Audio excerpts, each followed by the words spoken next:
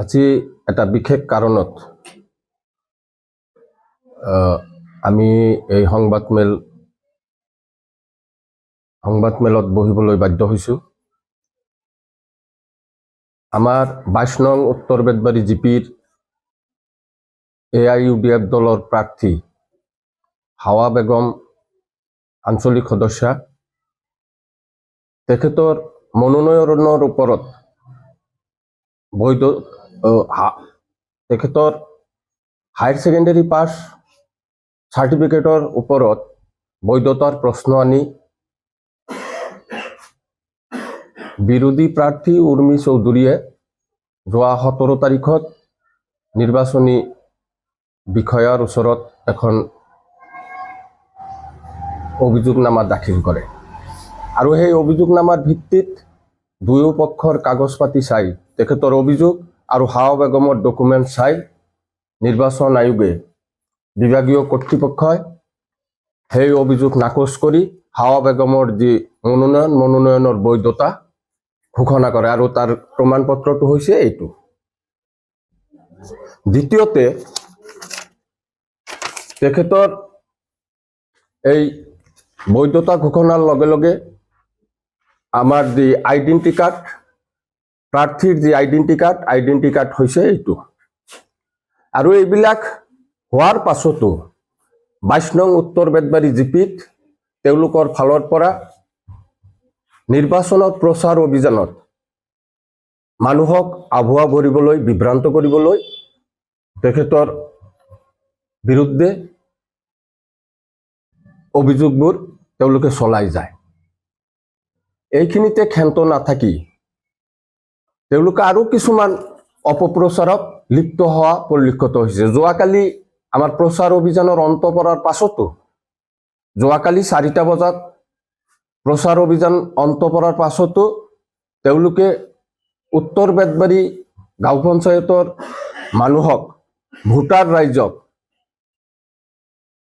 বিভিন্ন প্ৰকাৰে অপপ্ৰচাৰ কৰি নিৰ্বাচনত এটা ব্যাঘাত আনাৰ কাৰণে যি ষড়যন্ত্ৰ আৰম্ভ কৰিছে, সেই ষড়যন্ত্ৰৰ বিৰুদ্ধে আমি আজি আপোনালোকৰ জৰিয়তে জনাব বিচাৰিছোঁ, তেখেতৰ যি চাৰ্টিফিকেট, কৃষ্ণকান্ত সন্দিকৈ চৰকাৰী কলেজৰ যি চাৰ্টিফিকেটবিলাক, এই চাৰ্টিফিকেটবিলাক ইতিমধ্যেই নিৰ্বাচন আয়োগে চালি জাৰি চাই তেখেতৰ বৈধতা প্ৰমাণ কৰিছে। সেইখিনি আপোনালোকক দেখুৱাইছোঁ আৰু তেখেতৰ চাৰ্টিফিকেটবিলাক হৈছে এইবিলাক।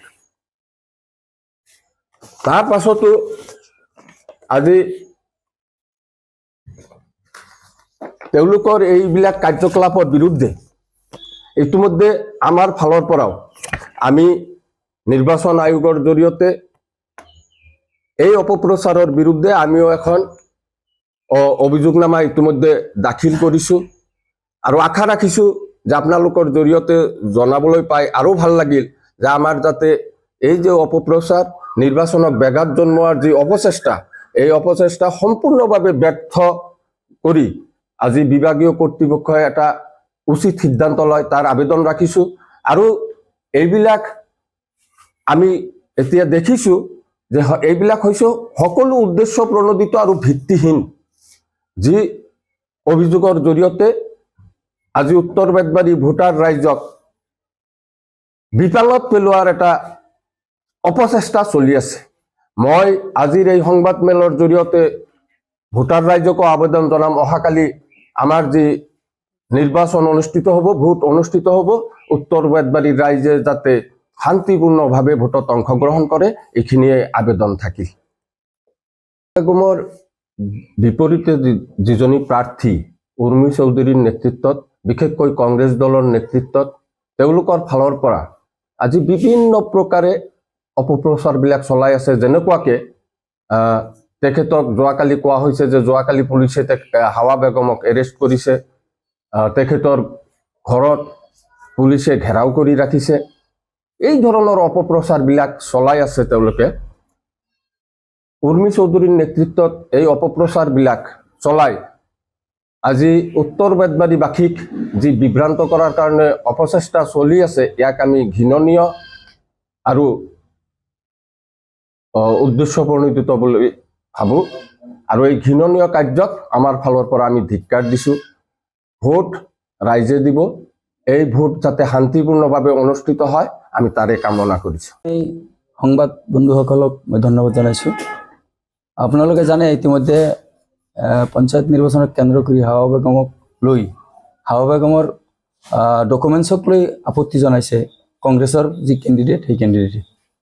এই ডকুমেণ্টছক আপত্তি জনাব পাৰে, মোৰ সেই বিষয়ে ক'বলগীয়া একো নাই। আমাৰ ডকুমেণ্টছ আছে, ডকুমেণ্টছ প্ৰডিউচ কৰা হৈছে, ফাইট কৰিলে আইনত ফাইট কৰিব। ইয়াত সেই ডকুমেণ্টছবিলাক তেওঁলোকে দেখুৱায়, তেওঁলোকৰ যি ডকুমেণ্টছ দেখুৱাইছে সেইটোৱে আমি ক'ব বিচাৰিছোঁ, সেইখিনিয়ে ক'ব বিচাৰিছোঁ। আৰু সেই তাক কেন্দ্ৰ কৰি হাৱা বেগমক সেৱা প্ৰতিপন্ন কৰাৰ কাৰণে তেওঁলোকে বিভিন্ন ধৰণৰ অপবাদ দিব বিচাৰিছে। সেই অপবাদৰ বিৰুদ্ধে আমি AIUDF দলে আমি ধিক্কাৰ জনাইছোঁ।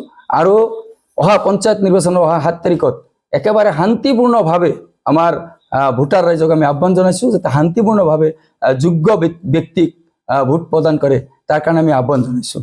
বাকী মই একো ক'ব বিচৰা নাই, মাত্ৰ উৰ্মি চৌধুৰীক মই ক'ব বিচাৰিছোঁ, আপোনালোকে আপত্তি কৰিব লাগিলে কোৰ্টত কৰক। এতিয়া বিভ্ৰান্ত কৰাৰ কাৰণে বিভিন্ন কাগজ দেখুৱাই হাৱা বেগমক যাতে মানুহে ভোট নিদিয়ে এই কথাখিনি যাতে আপোনালোকে প্ৰকাশ নকৰে, তাৰ কাৰণে মই আপোনালোকক সকীয়াই দিছোঁ।